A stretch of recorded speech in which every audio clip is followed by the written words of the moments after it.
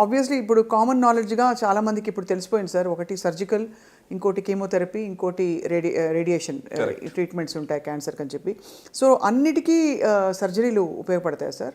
లేదండి, అంటే మూడు మల్టీ డిసిప్లినరీ మేనేజ్మెంట్ అంటాం.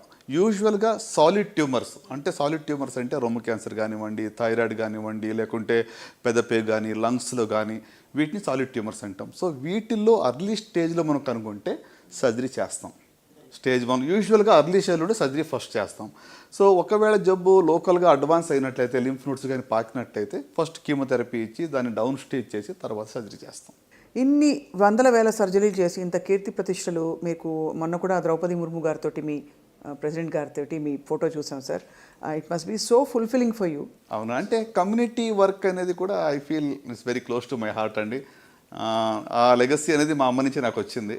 అంటే she was a social worker. మా ఊర్లో ఎవరికి హాస్పిటల్కి ఎవరిని తీసుకుని వెళ్ళాలంటే తనే తీసుకుని వెళ్ళేది.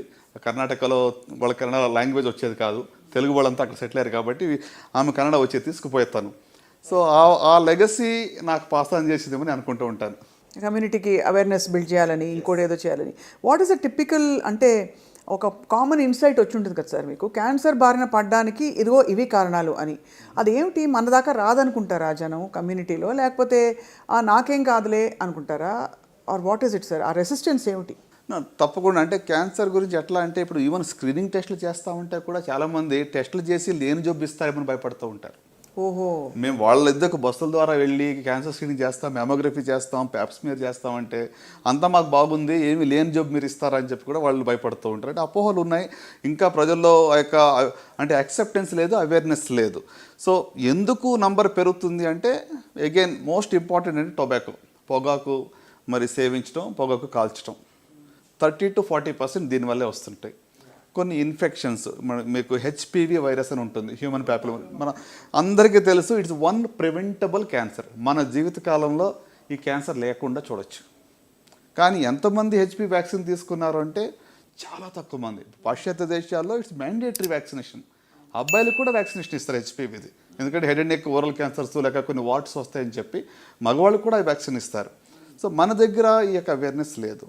సో ఇండియాలో నెంబర్ 2 క్యాన్సర్ సర్వైకల్ క్యాన్సర్, గర్భాశయ ముఖద్వారపు క్యాన్సర్. సో కనుక ఇది ప్రివెంటబుల్ క్యాన్సర్ అన్న మనం ప్రివెంట్ చేస్తే ఎంతో మేలు చేసిన వాళ్ళు అవుతాం, మనకు మనం హెల్ప్ చేసుకున్న వాళ్ళని నేను భావిస్తున్నాను. సో మెయిన్ రెసిస్టెన్స్ వాళ్ళకి టెస్ట్ చేస్తామన్నా కూడా, అమ్మో ఈ ఏరియాలోకి మనం ఎంటర్ కావద్దు అని ఒక రెసిస్టెన్స్. ఆ శబ్దం వినకుండా దూరం ఉంటే బాగుంటుంది అన్నట్టుగా ఆలోచిస్తాను. అవును, చాలా sir, I can completely understand sir. Rural India and అలాగే ఇప్పుడు బాగా అన్ని విధాలు అర్బనైజ్ అవుతున్న దేశం చూస్తున్నాం.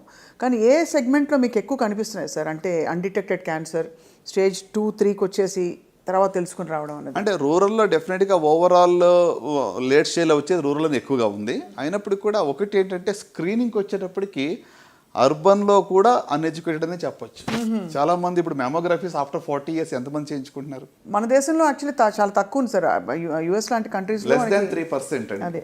సో అంటే ఈవెన్ ఇన్ అర్బన్ ఏరియా ఈ యొక్క అవగాహన తక్కువగా ఉందని నేను భావిస్తున్నాను. సో ఫైనలీ సార్, అంటే as we continue your journey, what is your one big dream that you have for the community as an oncologist?